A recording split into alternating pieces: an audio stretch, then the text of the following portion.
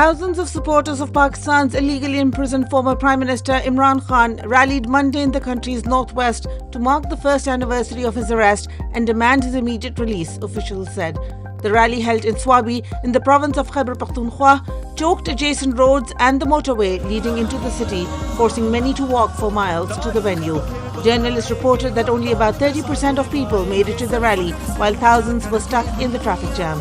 Leaders of PTI, the party of Imran Khan, addressing the rally, vowed to march towards Adiyala jail, where Mr. Khan is being held in solitary confinement if he isn't released and the false cases withdrawn.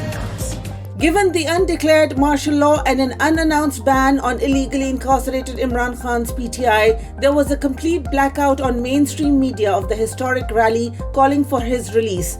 Despite the ban, the unprecedented popularity of PTI forced channels to stream the rally on their digital platforms. Millions of Pakistanis tuned in on YouTube, which is increasingly becoming the preferred method for news consumption as people pivot from regime-controlled media.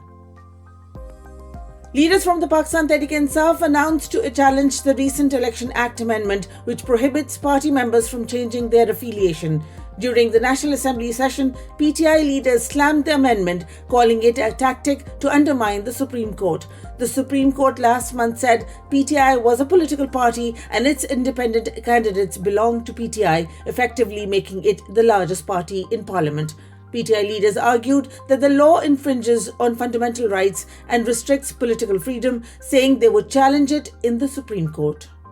Arshad Nadeem cruised to the Olympic javelin final with a solid 86.59-meter throw in today's August 8. Earlier this year, Arshad expressed his aim to break Pakistan's 32-year Olympic medal drought. The last medal was won by the hockey team at the Barcelona Games. Bangladeshi Prime Minister Sheikh Hasina resigned and fled the country after weeks of deadly anti-government protests, putting an end to her more than 2 decades dominating the country's politics. Ms. Hasina, 76, fled the country, reportedly landing in India on Monday. Jubilant crowds took to the streets to celebrate the news, with some storming the Prime Ministerial Palace, reportedly looting and vandalizing parts of her former residence. Sheikh Hasina, during her prolonged rule, colluded with the army and turned Bangladesh into a one-party state, crushing the entire opposition.